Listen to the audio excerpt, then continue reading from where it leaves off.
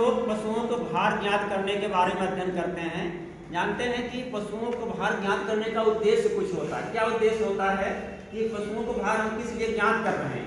एक तो पशु का अगर हमको आहार देना है, उसका चारे का निर्धारण करना है, तो हम उसके वजन के आधार पर ही चारों का निर्धारण करते हैं। इसलिए पशु का भार को ज्ञात करना आवश्यक होता है। दूसरा उद्देश्य ये होता है कि पशुओं को अगर हम लोग कैटेगरी बांटनी है, इसको अलग अलग वजन के पशुओं को हमको रखना अलग अलग बाड़े में, उसके लिए हम लोग वजन के आधार पर पशुओं को भी कभी कैटेगराइज करते हैं, उसको श्रेणीवार बांट लेते हैं कि पशु हमारे वजन के हैं, इस रेंज के हैं, ये पशु हमारे दूसरे रेंज के हैं। इसके अलावा जो तीसरा उद्देश्य होता है कि पशु को जो हम आहार दे रहे हैं, चाहे संतुलित आहार हो, चाहे नहीं आइडियल आहार हो, चाहे प्रोडक्टिव आहार हो, चाहे जीवन निर्वाह आहार हो, यानी आहार देने के बाद पशु के ऊपर उसका क्या प्रभाव पड़ रहा है कि हम उसको इतना बढ़िया चारा दे रहे हैं, दाना भी दे रहे हैं, उसको मिनरल्स दे रहे हैं, खड़िया भी दे रहे हैं, हड्डी का चूरा भी दे रहे हैं, लेकिन पशु कितना ग्रोथ कर रहा है, उसकी बढ़वार कितनी हो रही है। मान लीजिए आज 250 किलोग्राम है तो 4 महीने बाद कितना वजन हो गया, 1 महीने बाद कितना वजन हो गया, तो उसको जब वजन करेंगे तभी तो हमको मालूम होगा कि हाँ हमारे चारे या दाने की कितनी सार्थकता हो रही है। तो इसका उद्देश्य ये भी हो जाता है। और एक तो करते हैं वजन हम नापते हैं कि मांस के लिए, मान लीजिए हम किसी पशु को मांस के लिए पालना है, जैसे बकरा है, भेड़ है, गाय भैंस है। गाय भैंस भी मांस खाए जाते हैं, विदेशों में बहुत ज्यादा मांस खाई जाती है। जैसा जानता है कि बताइए बकरी के मांस को क्या कहते हैं, कोई बताएगा? खड़े हो बताओ। Very good. और भेड़ के मांस को क्या कहते हैं? बहुत बढ़िया। गाय के मांस क्या कहते हैं? बीफ। बीफ, बहुत बढ़िया। और भैंस के मांस को अंकित? हाँ, उफेन। ये होता है मांस की, जाने की परीक्षाओं में भी आता है इस मांस को क्या कहा जाता है। तो मांस के लिए अगर हम पशु को पाल रहे हैं, कोई भी हो सकता है, तो वो देखते हैं कि जितना चारा उसको खिला रहे हैं, दाना खिला रहे हैं, उसका वजन कितना बढ़ा, क्यों? इतना चारा देने के बाद वजन करने के लिए इसका उद्देश्य ये भी होता है। तो पशुओं का जो है हम लोग वजन ज्ञात करने के लिए 2 तरीके होते हैं। एक तो हमारे पास बैलेंस हो तौलने के लिए, नहीं जैसे बैलेंस रहता है या धर्म कांटे होते हैं, उस पर ले जाकर के आप पशु को तौल लें, एक तो तरीका वो होता है। दूसरा तरीका ये होता है कि पशुओं का वजन ज्ञात करने का एक फार्मूला होता है। वो फार्मूला होता है, आप बताते हैं। वो फार्मूला में जानने के लिए पहले ये जानना पड़ेगा कि पशु की लंबाई क्या नापनी पड़ेगी, पशु की लंबाई और पशु का घेरा, उसका गर्भ कितनी है, इसको नापने के बाद एक फार्मूला हम लोग लगाते हैं। उस आधार पर अपने घर पर भी आप पशुओं का वजन ज्ञात कर सकते हैं। तो उसके लिए देखिए पहले हम चित्र बनाते हैं, तब आप जान पाएंगे कि हम लोग लंबाई कहाँ से कहाँ तक नापते हैं और उसका गर्भ कहाँ से नापते हैं। तो ये पशु का चित्र बना लेते हैं जल्दी से। तो इसके आधार पर हम लोग देखिए अभी ज्ञात कर लेंगे कि पशु का वजन कितना है और उसका ये अपने घर पर भी हम लोग निकाल सकते हैं इसको, इस फार्मूले से। आपको वहां धर्म काटे पर नहीं ले जाना पड़ेगा। तो एक पशु का देखिए, सपोज कि हमारी गाय हो गई,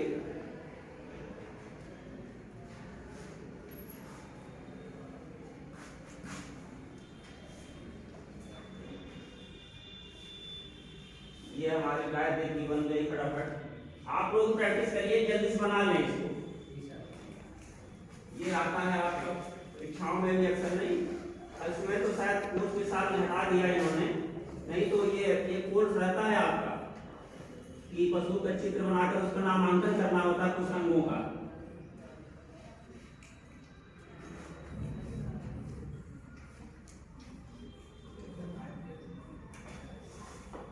ये इसकी खुर हो गई।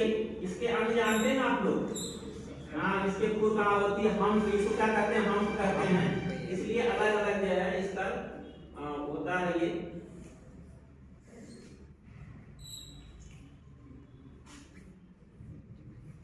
ये हो गया। अब ये पशु हमारा देखिए बन गया है। सर ये इसका मुंह हो गया, ये इसका गलकंबल हो गया, और यहाँ आप सीम बना दें इसकी।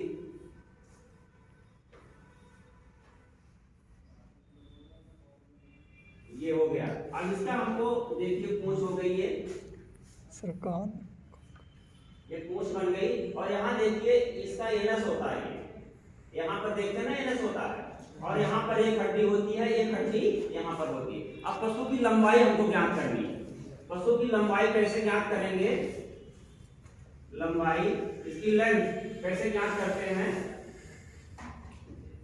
अब देखिए लंबाई ज्ञात करने के लिए हमें क्या करना पड़ेगा, जानते हैं ये क्या हो गया, इसको क्या कहते हैं, शब्द को हम या ककुत कहते हैं। और इसके ठीक पीछे जो हिस्सा होता है ये क्या होता है, विदर्श बोलते हैं इसको, या अस्कंद प्रदेश।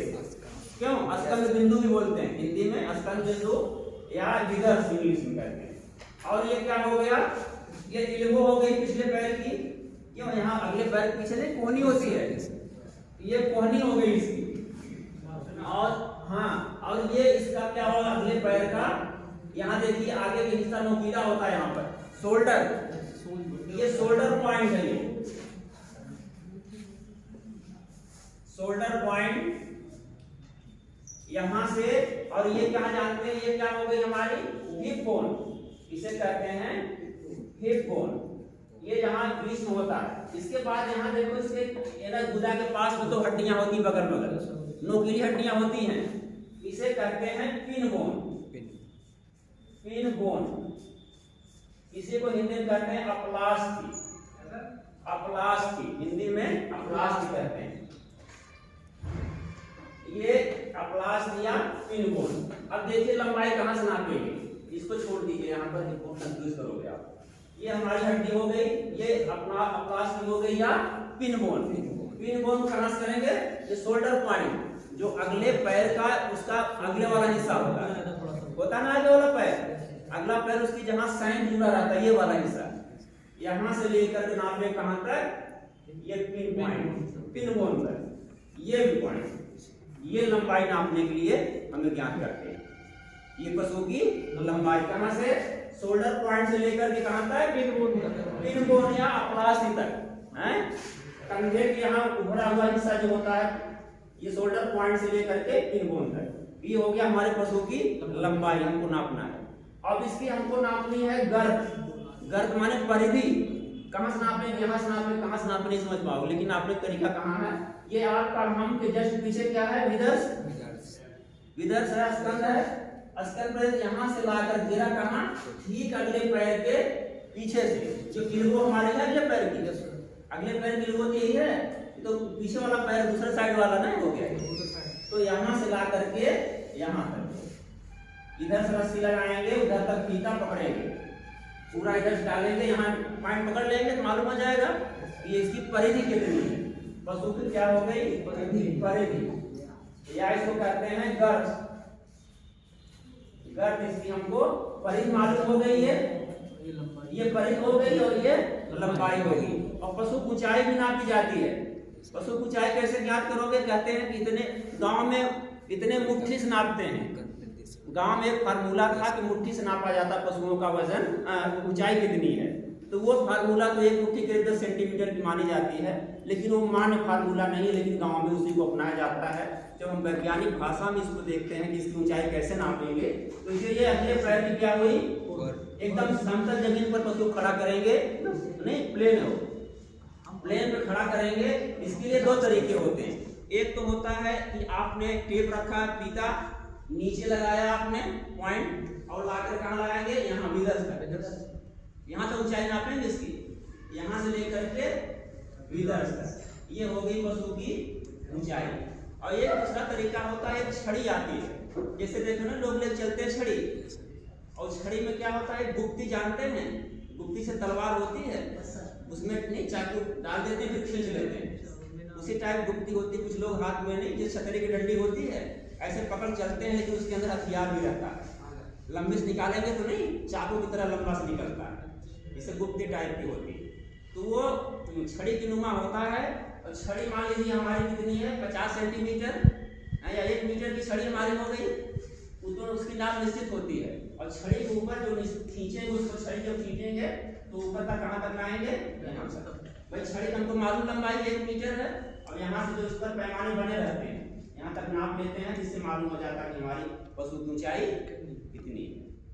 तो हम लोग क्या क्या हो गया, पशु की लंबाई ज्ञात करने का विधि है, और पशु की गर्थ नापने का तरीका है, और पशु की ऊंचाई कैसे नापते हैं, ये हो गया।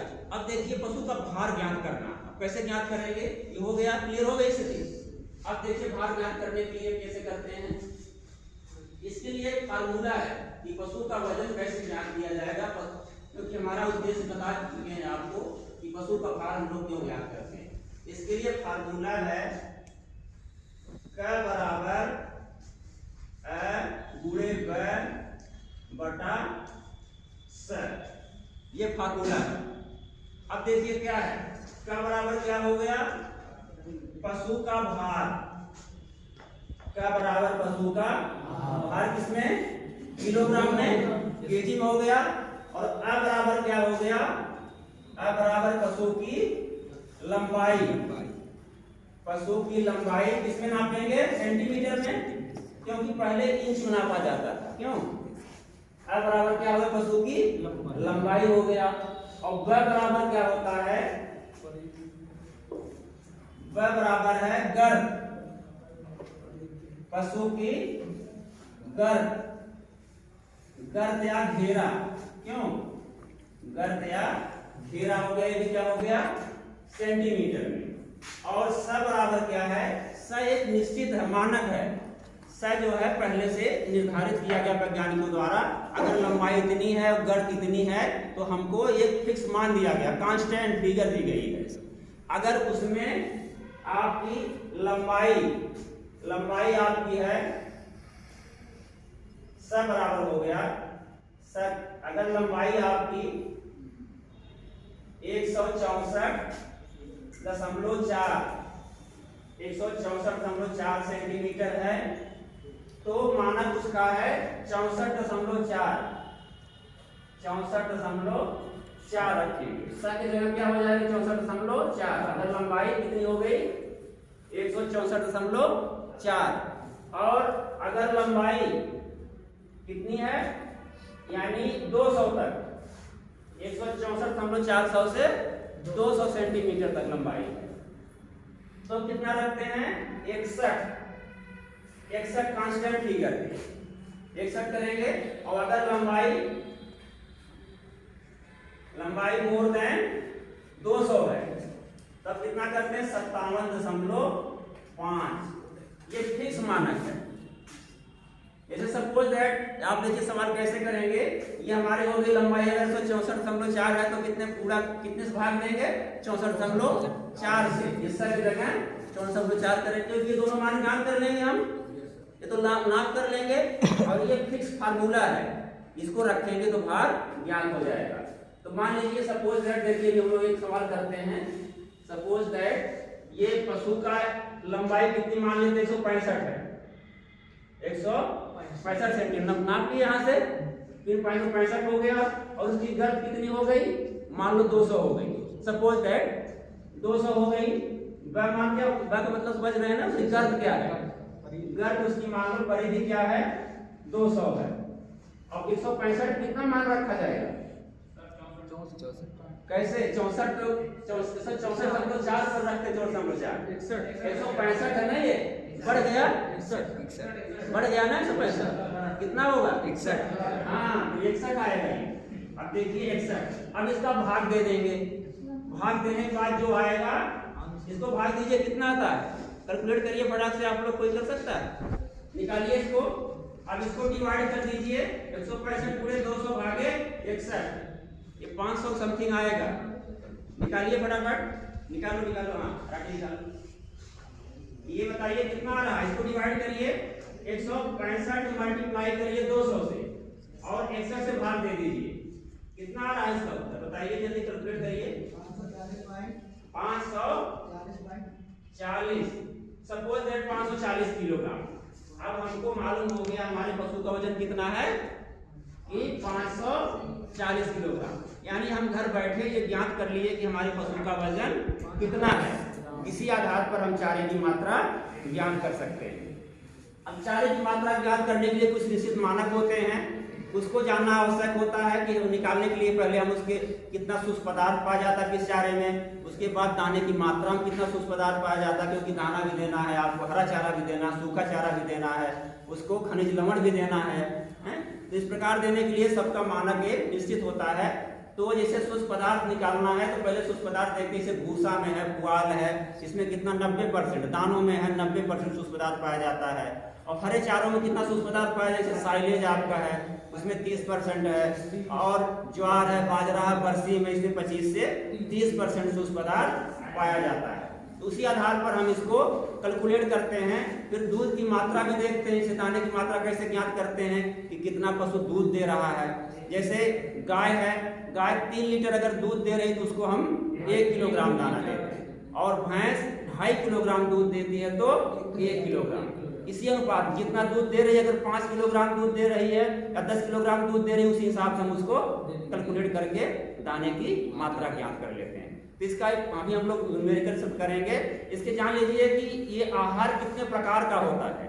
आपको बता चुके हैं आहार कितने, एक बार बताया भी था कि आहार हमारे मुख्य रूप से 3-4 प्रकार के हैं। कौन कौन? एक जीवन निर्वाह आहार, एक संतुलित आहार, दूसरा आदर्श आहार, और एक है चौथा उत्पादक आहार। तो निर्वाह आहार, जिसको हम लोग मेंटेनेंस आहार भी कहते हैं, वो क्या होता है? मेंटेनेंस आहार क्या है? यानी वह आहार जो हम पशुओं को केवल उसके शरीर के मेंटेनेंस के लिए, जीवन निर्वाह के लिए देते हैं। पशु न तो मोटा होगा न पतला होगा, केवल उसकी जो आवश्यक ऊर्जा होती है उसकी पूर्ति के लिए। जैसे आप कोई काम नहीं कर रहे, केवल घर बैठे हो, जैसे पशु खेत में नहीं बैल है, काम नहीं कर रहा, घर बैठा, तो क्या करेंगे? जीवन निर्वाह आहार देंगे। अगर वो खेत जोत रहा है तो हम लोग उसे कार्य के लिए देंगे आहार। क्यों? अगर गाय दूध नहीं दे रही है, गाभिन भी नहीं है, तो क्या करेंगे? जीवन निर्वाह आहार देंगे कि केवल उसका जीवन चलता रहे। उसका उद्देश्य होता है कि उसकी जो आवश्यक ऊष्मा है, आवश्यक ऊर्जा है, जो दैनिक क्रियाएं हैं उसकी, श्वसन क्रिया हम लोग करते हैं तो क्या होती है? ऊर्जा खर्च होती है। उसके लिए हम लोग कितना आहार उसको देंगे तो उसी को जीवन निर्वाह आहार कहते हैं। दूसरा होता है एक संतुलित आहार। जैसे जानते हैं सबको भोजन क्या करना चाहिए? संतुलित आहार लेना चाहिए। संतुलित आहार जानते हैं उसमें क्या क्या होता है कि आपका है वसा भी है, कार्बोहाइड्रेट है, प्रोटीन है, खनिज लवण है, विटामिन है। यानी इन सब चीजों की मात्रा क्या है? एक निश्चित मात्रा और निश्चित अनुपात, निश्चित मात्रा और निश्चित अनुपात में दिया जाता है। तो उसी को हम लोग क्या कहते हैं? संतुलित आहार। संतुलित आहार जानते हैं निश्चित क्यों कहा गया? निश्चित मात्रा अनुपात में। ये नहीं कि हम प्रोटीन बहुत ज्यादा खा लिए और पता लगा खनिज लवण कम कर दिए। तो संतुलित मात्रा हो और संतुलित उसका अनुपात हो। किस अनुपात में? जैसे कार्बोहाइड्रेट हमें ज्यादा चाहिए, ऊर्जा ज्यादा चाहिए, और विटामिन क्या है? थोड़ी मात्रा में चाहिए। क्यों? विटामिन और खनिज लवण थोड़ी मात्रा में चाहिए, तो इसके एक निश्चित मात्रा और अनुपात होता है। उत्पादक आहार क्या होता है? यानी वह आहार जो पशु के उत्पादन के लिए हम लोग देते हैं उसी को उत्पादक आहार कहते हैं। उत्पादन क्या कर रहा है? जैसे गाय हमारी दूध दे रही है, मुर्गी अंडा दे रही है, और क्या कर रहा है? बकरा, भेड़ से बकरी से क्या मिल रहा है? मांस मिल रहा है या ऊन मिल रहा है। यानी ऊन के लिए, दूध के लिए, मांस के लिए जब हम लोग आहार देते हैं तो उसे क्या कहते हैं? उत्पादक आहार या प्रोडक्टिव राशन। ये हो गया प्रोडक्टिव। और आदर्श राशन क्या होता है? यानी वह राशन जो पशु के भार के अनुसार, देखिए अंतर है इसमें, वह राशन जो पशु के भार के अनुसार उसकी समस्त आवश्यकताओं की पूर्ति करता है, उस आहार को क्या कहते हैं? आइडियल या आदर्श राशन कहते हैं। और आइडियल राशन में क्या होना चाहिए कि बहुत पौष्टिक हो। क्यों? और खाने में भी अच्छा हो। ये नहीं पौष्टिक बहुत हो लेकिन खाने लायक ना हो। क्यों? स्वादिष्ट भी हो और सस्ता हो। क्यों? वो सस्ता भी हो, ये नहीं बहुत महंगा ला खिला देंगे तो आपकी लागत बढ़ जाएगी। जितने दूध नहीं आप बेच रहे हैं उससे ज्यादा तो आप खिला रहे हैं उसको। तो यानी पौष्टिक भी हो, पाचनशील भी हो, पचने लायक भी हो और सस्ता भी हो। इस सब चीजों का ध्यान रखते हैं तो हम लोग अभी देखिए तभी आहार के हम लोग जो खास चीजें पढ़ लिए हैं, अब इसके बारे में न्यूमेरिकल हम लोग अगले क्लास में करते हैं। इस क्लास को समाप्त करते हैं।